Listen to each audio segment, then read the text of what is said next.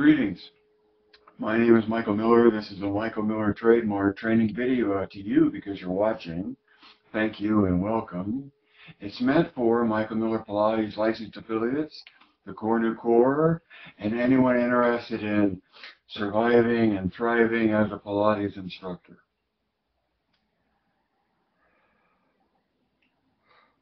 So much to say this time to an anticipated new audience or arrival of a new audience. I have a new subscriber, welcome, and someone last night that said they don't do Facebook but was curious about what I was broadcasting. That's one of the reasons I encourage you to broadcast live over YouTube and not just Facebook, because YouTube is to the world. And you also have, I think, a little more control over the video that you create. But definitely the bigger audience and the availability to an audience that isn't involved in Facebook is the reason that I'm here with you, trying to do a dual broadcast every day of first here to YouTube, and in some ways helping me consolidate my thoughts, hopefully, and do a better job of it in Facebook right after this. So if you really want and have both access to Facebook and YouTube, you can get interesting or not efforts at covering the same ground. Sometimes the one here on YouTube is better than the one that comes out on Facebook, and sometimes vice versa. So, number 1 out of 8, 9, so I hope they're going to compress. Number 1 is about Core New origins. Core New as an image is referred to by trademark. It's the Michael Miller trademark, is this image. And it's an image that points to, in my opinion, the fact and the physics of, and the biology of, okay, and that takes me to number 2, the kinesiology. I usually talk about biomechanics, and an instructor I've interacted with recently is talking about kinesiology. And in kinesiology, the study of the mechanics of body movements. So the study of the mechanics of body movements. And this is coming off of Google definitions. And then biomechanics, which is the one I'm usually using to refer to what I mean, is the study of the mechanical laws relating to the movement or structure of living organisms. Okay? And so, very similar, right? And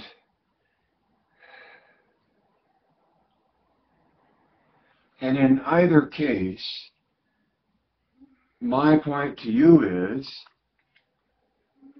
my point to you is,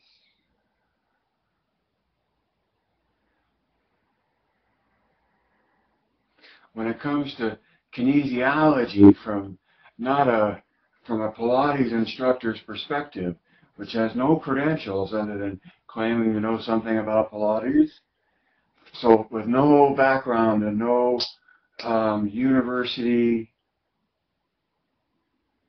saying I know anything about what I'm talking about, I'm pointing to the fact that in my body I feel a rotational capability in my hips.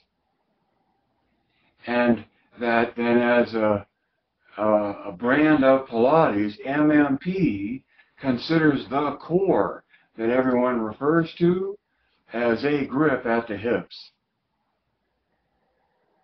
And that grip is biologically accomplished, but there's the mechanics involved in that. So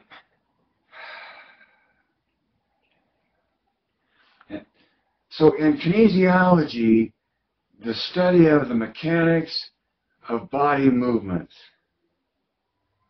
And in biomechanics, the study of the mechanical laws relating to the movement or structure of living organisms.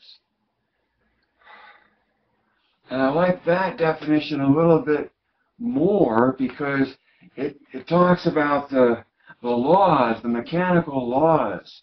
And to me, we're talking about the physics of the world that the body finds itself in, and the body's reaction to the laws of physics, the laws of mechanics, is that the body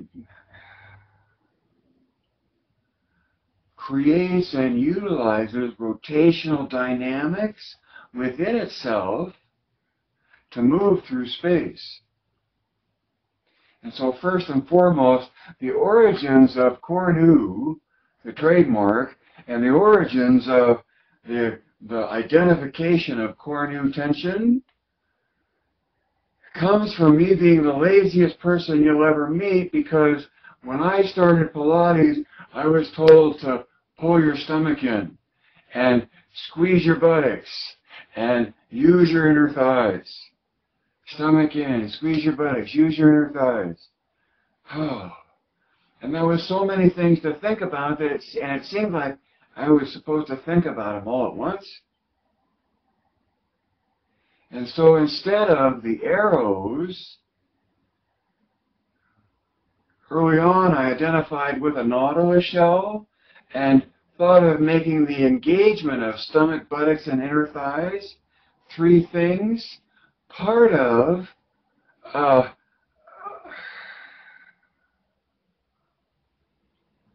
rotational effort.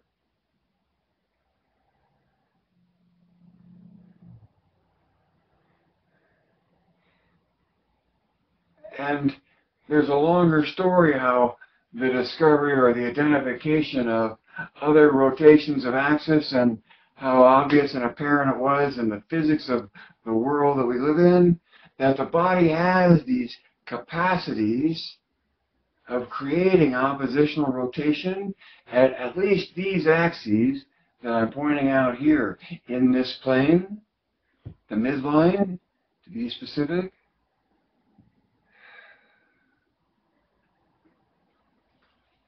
So the origins of Cornu tension is seeking a means to get more of my musculature happening all at one time by embracing an image that encompassed the detail. And then so that's like the first leap in to point out is you're getting the sense of what CT and MMP is all about, is that CT is about Cornu tension, and that acknowledges the ability of the body to rotate at the shoulders and at the ears, and that oppositional rotation, like starting here where there's no tension, and making oppositional rotation creates Cornu tension, which by definition, best I can do, is oppositional rotation between axes. And so it's kinesiology to be talking about how the body mechanizes itself to move through space. And with Cornu tension, when you look at the Cornu spiral, Google Cornu spiral, and Google Euler curve. So when you Google the Cornu spiral and you find that shape without the shell markings, and when you look at Euler curve, which is E-U-L-E-R as a curve,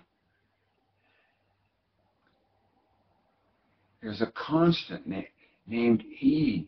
Just ascribe to that person because the name, the number needed a name. Fascinating, huh? But the curve that he defines, and the curve not identified and defined, and the curve that Alfred Cornu identified and defined in different areas of science, looking to discover the laws in which we exist in.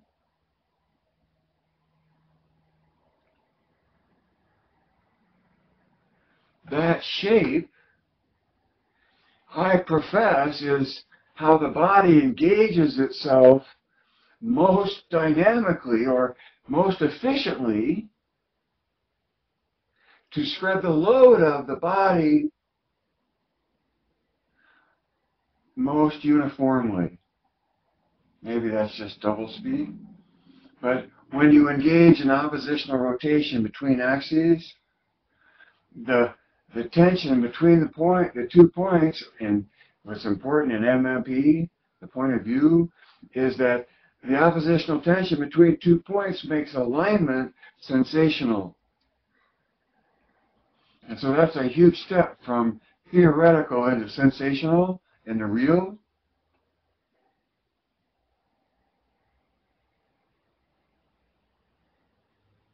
And it may be theoretical, but it sure does seem that in striving to engage in oppositional rotation between axes,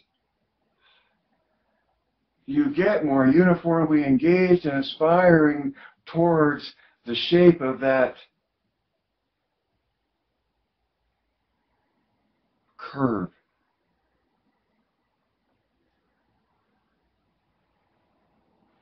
So when you talk about kinesiology, I'm going right up there with you, and Cornu tension is pointing to the mechanics of the way the body engages itself to move through space.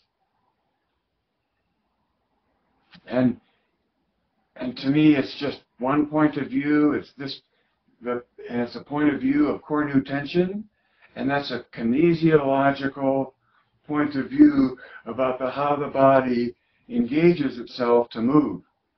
And what are the laws that the body is mirroring in order to take advantage of those laws? Because the equation of the Cornu spiral or the Euler curve, same equation, is what is used to figure the curvature of embankments for highways. And similarly, the shape of roller coasters. So there's so much science in what Cornu tension stands on, based on the math and the physics of the curve as illuminated by the physicists and by mathematicians like Fresnel, has an equation for the Cornu spiral. Now, that's a mathematical equation of a shape in space. And Cornu tension is pointing to the organism engaging in that shape to move more efficiently.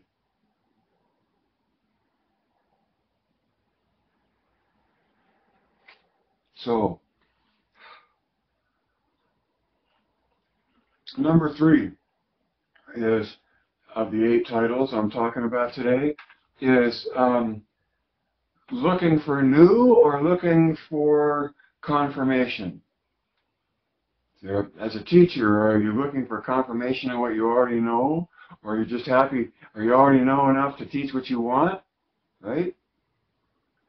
And whatever you go looking for is only going to confirm what you're teaching? Or are you open to or willing to or actually looking for something new that goes beyond what you already know? Because in that regard, see, I'm not fooling myself. There's no hard science in Cornu tension yet, and I have no interest in trying to make that, because I much prefer to be a Pilates instructor and be aware of that in how I instruct. And that's what this broadcast is about. Empowering you to the awareness of the existence of the kinesiological mechanics, the biomechanics, the way I like to talk about it, because it's the way the biology responds to the physics that it's in. And to me, in being aware of how to engage in core nu tension, which is as simple as teaching a person how to rotate their arms in one direction, and then teaching them how to rotate around their ears, and then coordinating with in your cueing as an instructor, palms down, chin up. As you rotate your arms, as you rotate your palms up, curl around your ears to look straight ahead and pull your ears away from an unwanted kiss. See, it's no good if you make core nu tension and you don't seek the tension into the alignment of the two endpoints within the gravity field you're trying to line up within.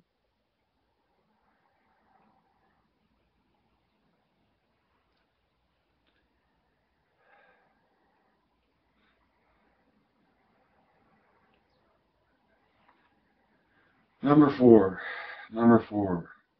which I think I just made the point of. Number four is that there is science in core nu tension and Michael Miller Pilates, if you care to look, but really in the culture of Pilates, there is no professed or exclaimed or stated reason for what it is, and there is no why it is what it is, other than a tradition handed down through word of mouth, through lineages of those who knew him.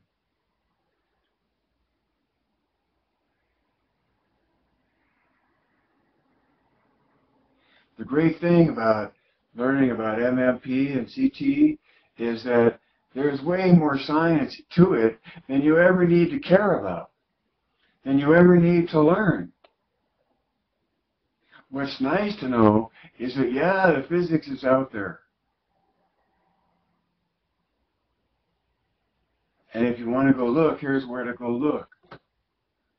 And you say, like, so where? And so, buy a copy of Nick Herbert's book called Quantum Reality.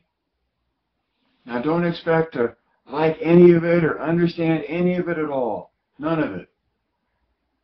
You'll get none of it. But just own the book.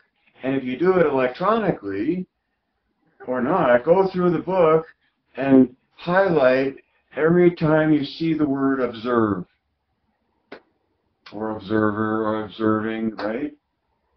Observe as the root of the word. And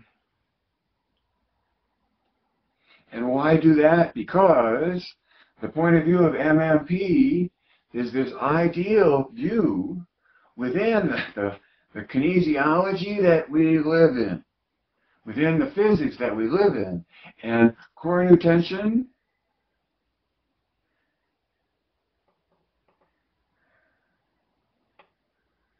is an identification of the biomechanics we engage in, and I think why we engage in it is because of the shape that we're after or that we reach into. It gives us the tension that we want in the most efficient means to distribute the load that we're carrying, or the weight of our body,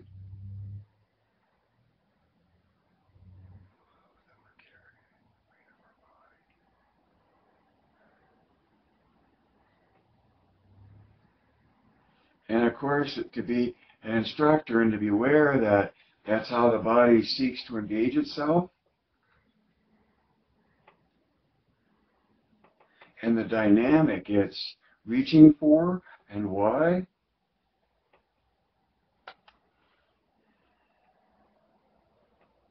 So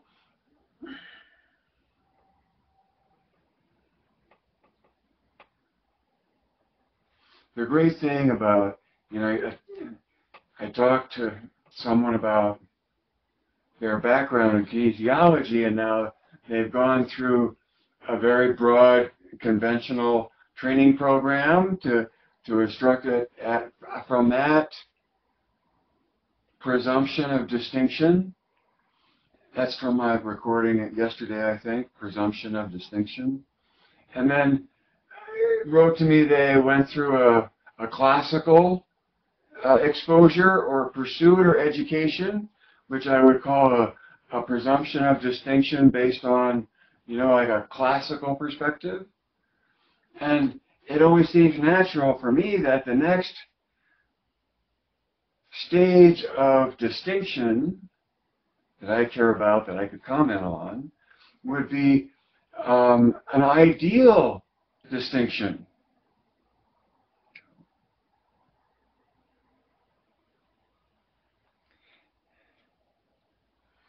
And what's nice about, see, where do I fit in? That's this number 5, is where do I fit in?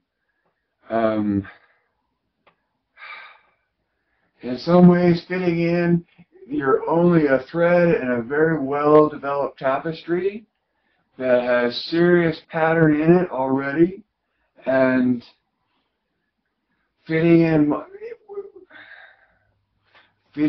is often defined as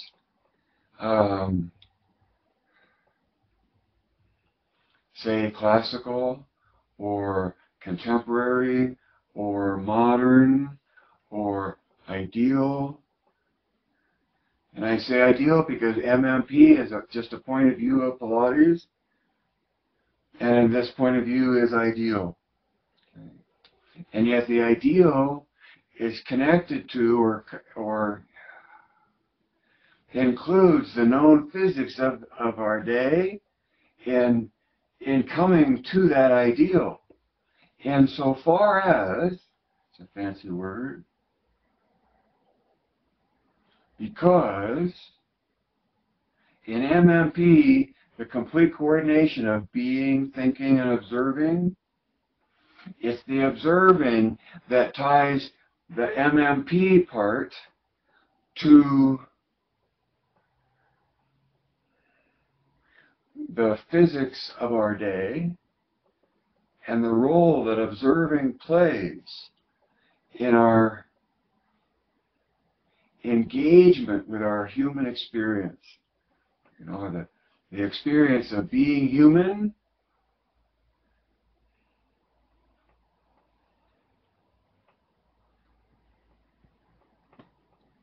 in the experience of being human, our observing, our capacity of observing plays a key role.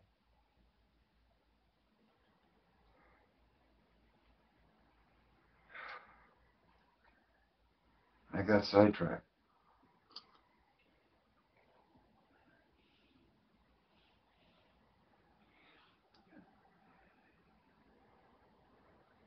There's where do you fit in if you're coming from an extensive other background, but only are a relative newbie to the Pilates world, even with a few presumed distinctions to your credit.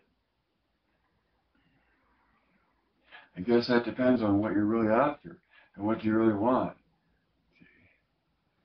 And a lot of that has to do with how you see taking it there.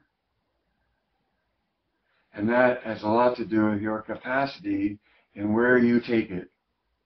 It's like, where do you want to take it? Where do you have the capacity to take it?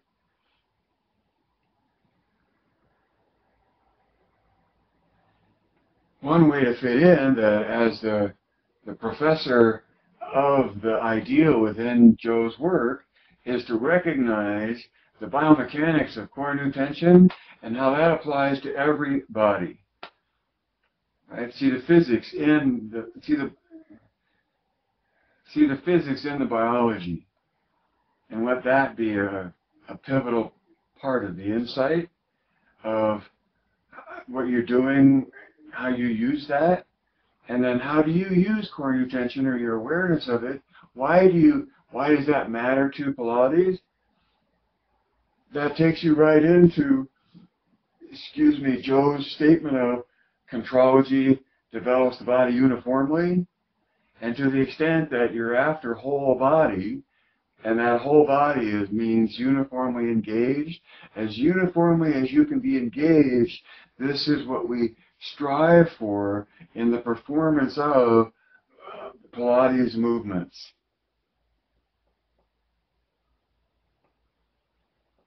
Taken from Joe's statement that that's what it does, how it does it. Contrology develops the body uniformly. This is merely the MMP point of view. But it's clear, it's good to be clear about what that point of view is and where it comes from.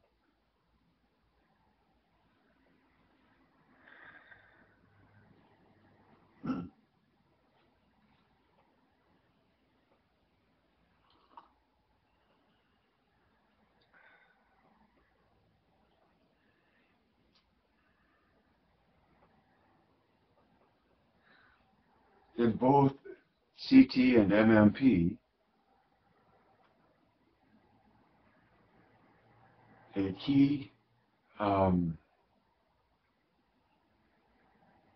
key aspect to what's important about both is the act of observing.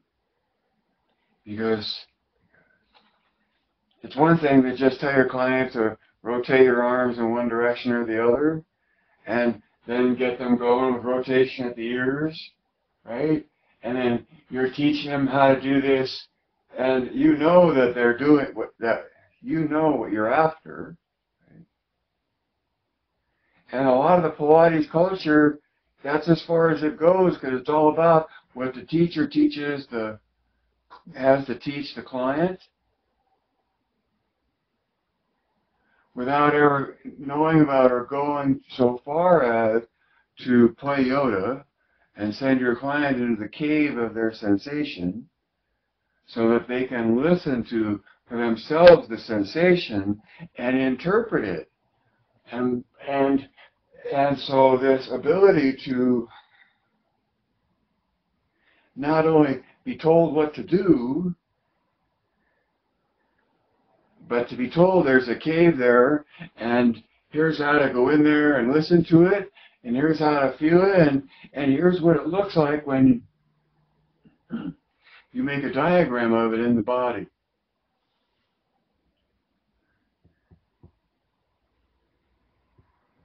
So that's something that's sensational that you observe in.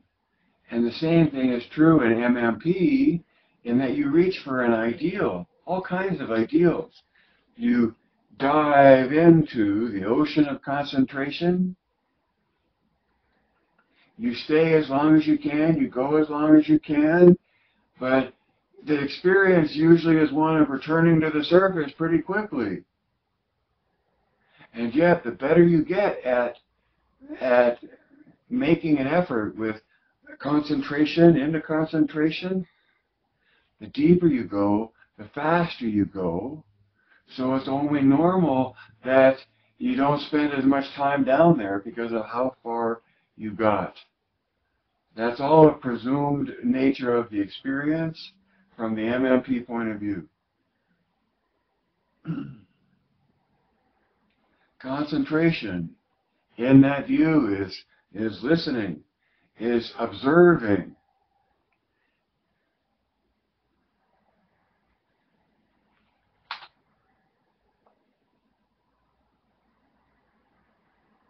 Number six goes like this. It can be tough to be willing to wrap your head around it. To wrap your head around. It can be tough and to be willing to wrap your head around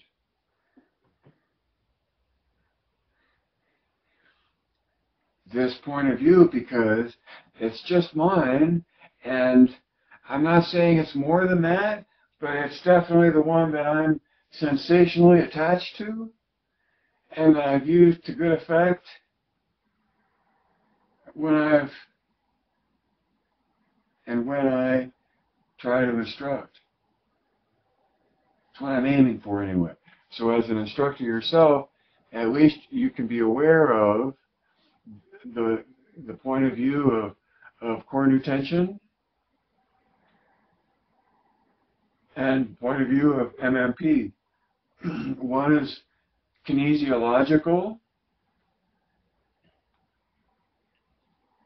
and I want to say that the other is communal.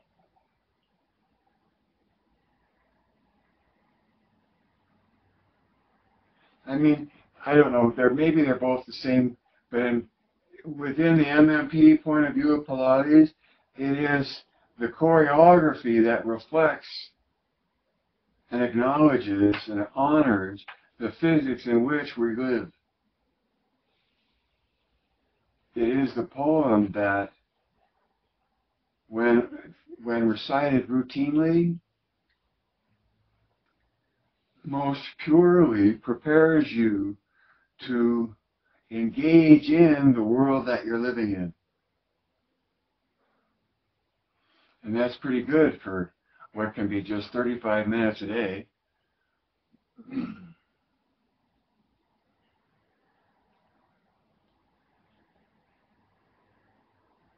And yet, that core nutention, just the notion of core, and that your core is literally factually a grip at the hips, and that all that musculature, all that divine musculature, that it's so easy to focus on the specific parts of the musculature of the pelvis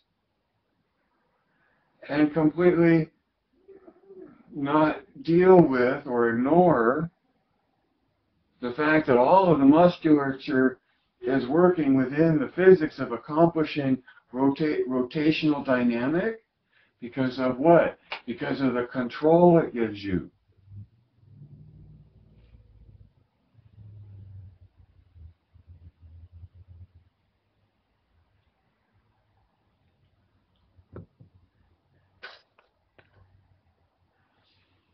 And so as an instructor, when you realize that most people are very attached to their capacities that they have and rely on them to the exclusion of others, because it's much more comfortable to stay with what in the realm of what you're familiar with.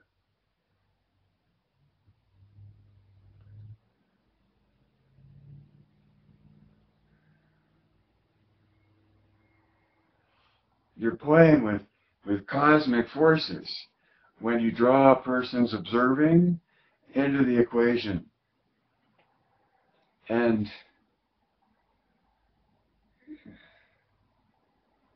like children getting along, being, thinking, and observing,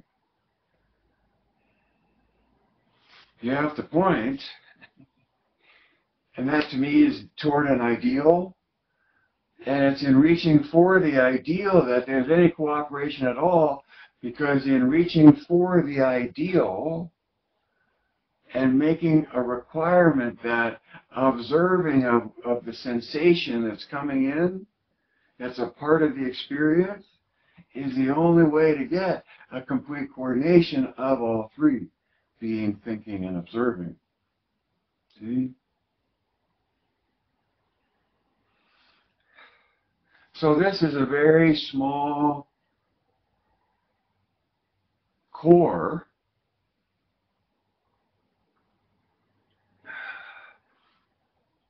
of those willing, capable, and interested in acknowledging what to me seems the obvious physics of the situation, and from just listening to being able to get core nutention between shoulders to ears, and then finding or discovering the difference in the load of your legs from locked knees, pointed toes to soft knees and end point at metatarsals. I mean, if you want a real seismic shift on classical versus MMP as a neoclassical because it's new from classical, and the only thing that's new is the ideal. But the ideal, as horrific as it seems to contradict Joe's own words, in his book, where he's talking about locking your knees and pointing your toes. He also talks about developing the body uniformly, and I choose to believe that developing the body uniformly is more important than what experientially to me is less uniform when you're locked knees and pointed toes. So endpoints of tension in the body. That's all kinesiology. And yet that's all just not addressed or talked about or pursued, or other than me for the last 30, 40 years pointing to it as the means especially to getting uniform development.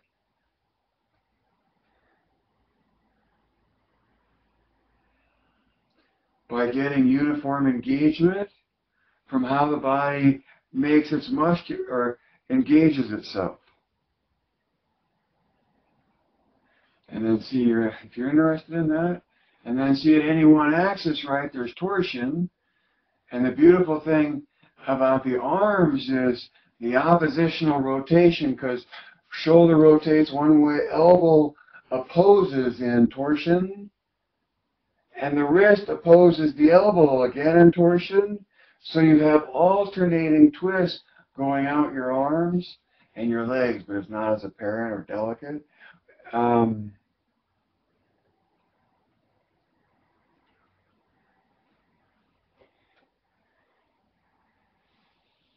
So if your background is kinesiology and you can recognize the identification of core new tension as a means to making alignment sensational between endpoints in the body,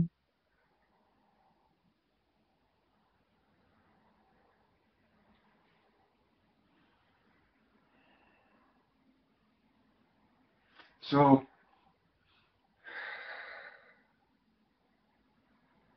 in the overall timeline of Pilates culture,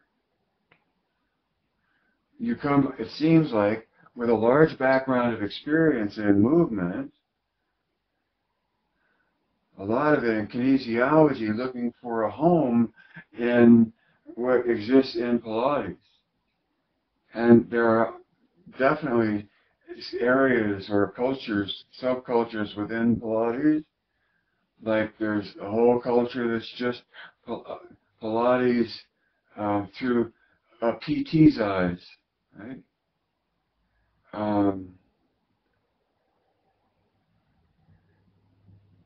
There's too much to say all in one day. All right, so number 8, sensation junkies aiming for ideals.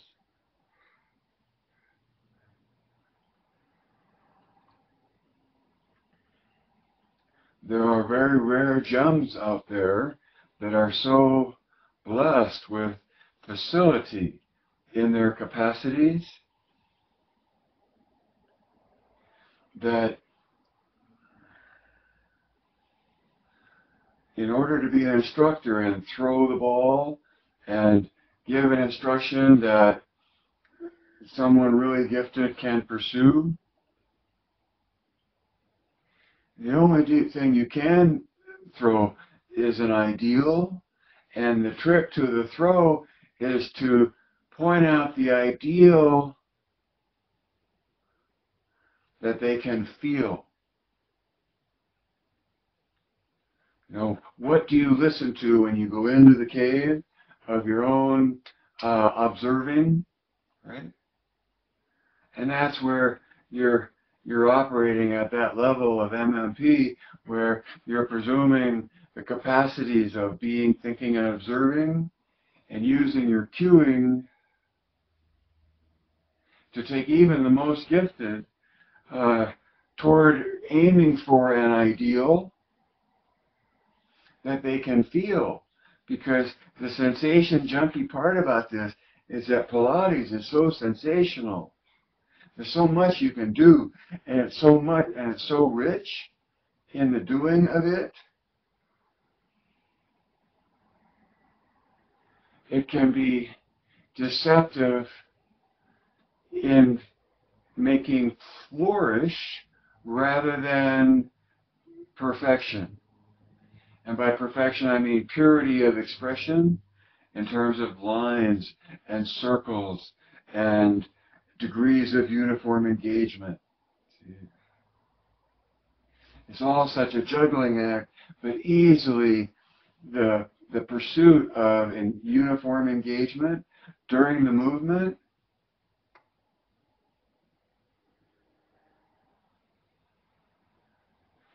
is essential to the nature of the movement within the point of view of MMP.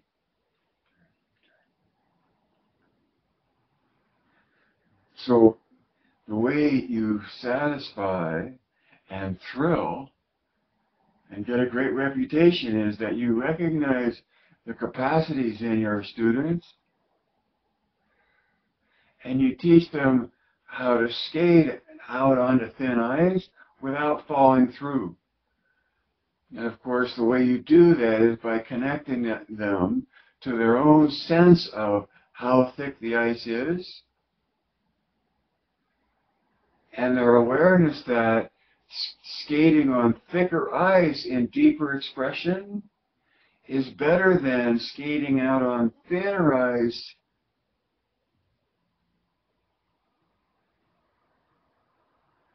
for a more strained expression, which is one of the paradoxes, and then I gotta go. I gotta make a list of the paradoxes.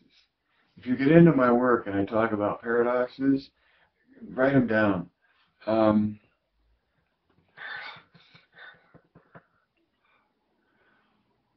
The further away you go from center, the more load you're carrying in space, but the more under stress you are. And to the point where the load can cause injury to the structure that's bearing the load. You can hurt your spine, for instance. So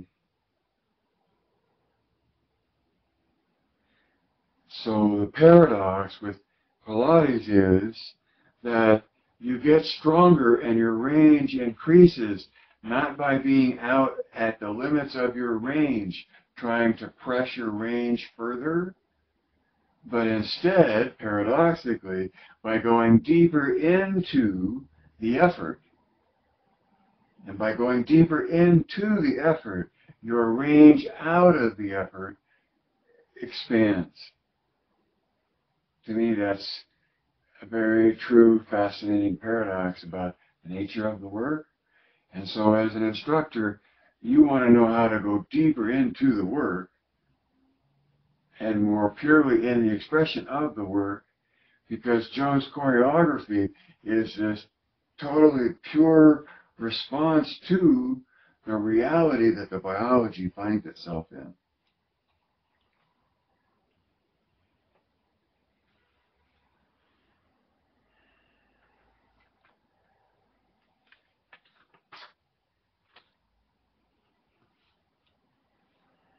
So a lot of this has been about kinesiology and having a sense of my point of view of coordinate tension and what that is kinesiologically, right?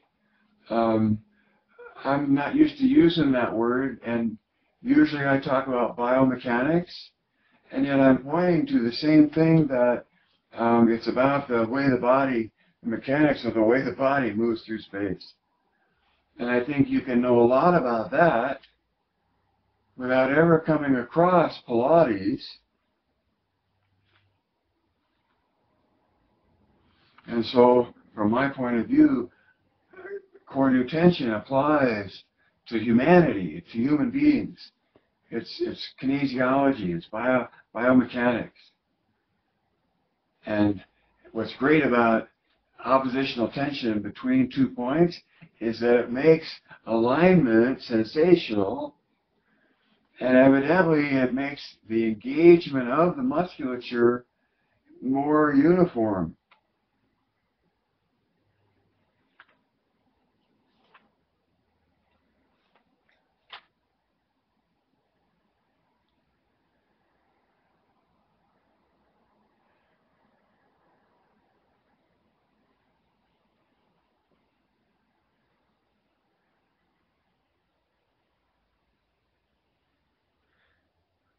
muscular engagement is something we talked about yesterday. Uniform engagement, muscular engagement. I'm thinking of an automobile with an accelerator pedal that you can push. Muscular engagement is the engagement you need to be in the position that you're in space.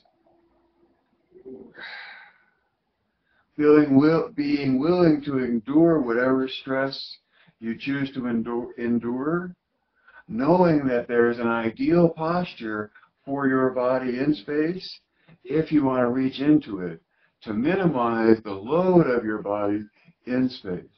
So if you're sitting from hips, shoulders, and ears, the coordinated tension of the opposition of rotation between hips to shoulders, and then it switches to shoulders to ears, yields alignment, and yet it doesn't have to be a clinch. The uniform engagement is the engagement you're after to achieve the status, the position of your body in space,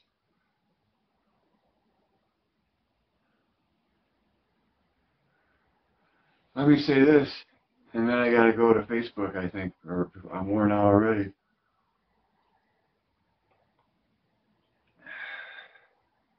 Core new tension is about tension, because tension is the means that we distribute the load of our body in space. The load of our body through the engagement of incorporating more musculature in space.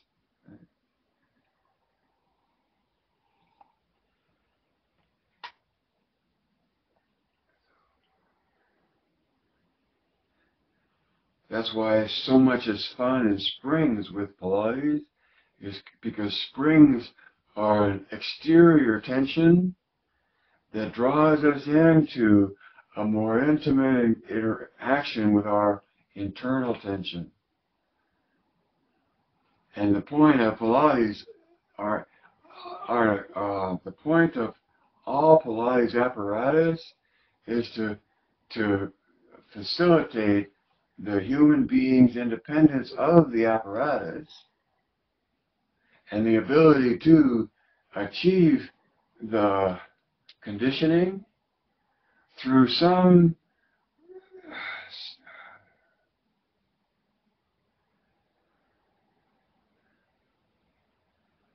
resonant effort in movement to the original mat sequence. You know what I'm saying? It isn't the literal movement stroke for stroke, though that's pretty good and pretty pure all by itself, and it's worth not trying to improve on it as much as it's worth trying, in my opinion, going deeper in the performance of what it is and gaining the perfection of the simplicity and the purity of what's there,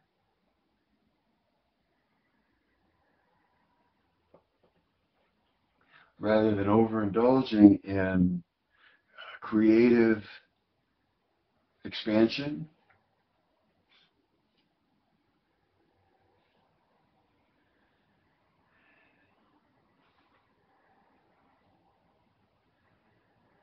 If I were you and I knew a lot about kinesiology, and I am looking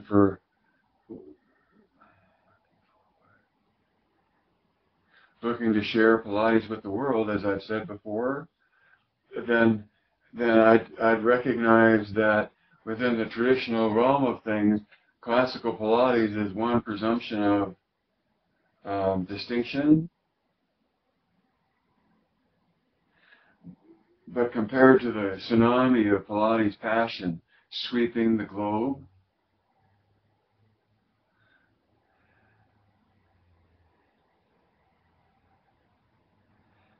having an interpretation of Pilates or a view of Pilates, your personal view, that includes science, right? That includes physics, that includes a look at Pilates as through an ideal founded in Joe's definition, promise, and sequence.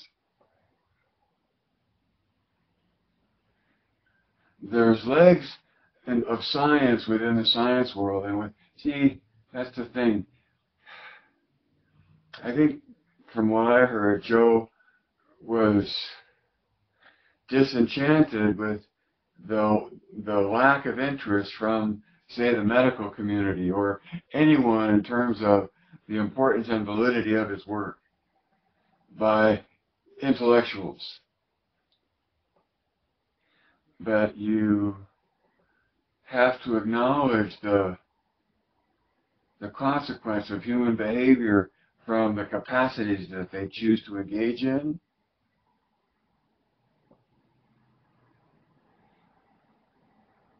And function within the realms that exist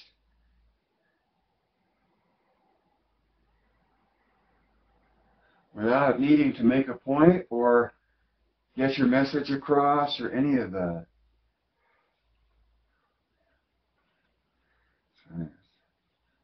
See, to me, the future, I think a lot of people heading for high ground in this tsunami wave of passion about Pilates will take it and make of it whatever they want and love doing it. And yet somewhere, some way along the way, the people pursuing distinction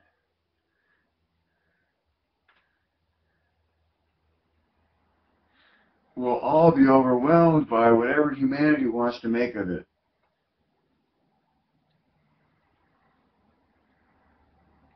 And that humanity collectively will have a perception of whatever it is that it is, regardless of whatever distinctions exist outside of the communal one. And I don't think that's changed at all. And I don't think it will change in the future.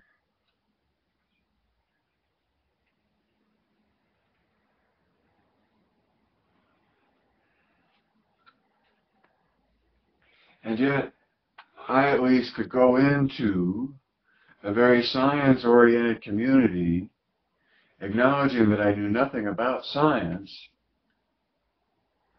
except my hobby or interest in quantum physics and observing and spirit as listener, observer, and that there's an experience in the original work.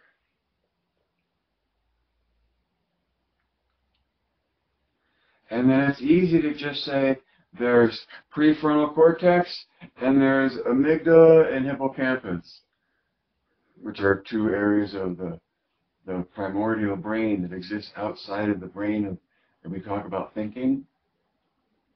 And so for me, biologically, body, mind, and spirit, see, you could get really German philosophical and talk about mind in a way that I don't entertain. It's just one of the 10,000 ways of looking at it that I don't go there. In Joe's work within MMP, it's being, thinking, and observing. And the thinking is easy to assign as prefrontal cortex, and observing as operations of amygdala and hippocampus, stuff that's communicating data that's coming from outside of the sphere of the thinking. You know, body, mind, and spirit. Three separate things.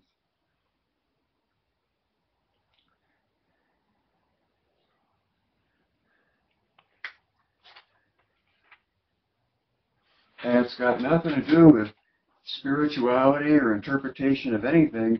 It just acknowledges that the human being has those capacities, and that when you pursue Pilates, from my perspective, you're after empowering them with the ability to find an experience of the definition in the pursuit of the choreography of the sequence.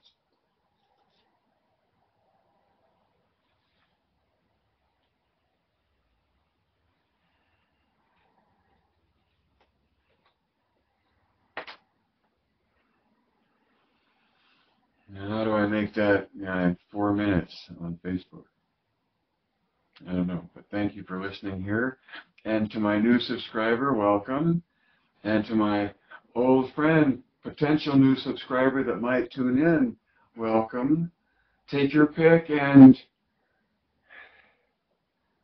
see if there's anything that repeats enough to gain a grasp of for yourself, or even maybe anticipate and see coming, which is a true sign of ownership. Life can't live forever. Read between the lines. See behind the curtain. Add to and to. Direct your thinking. Guys,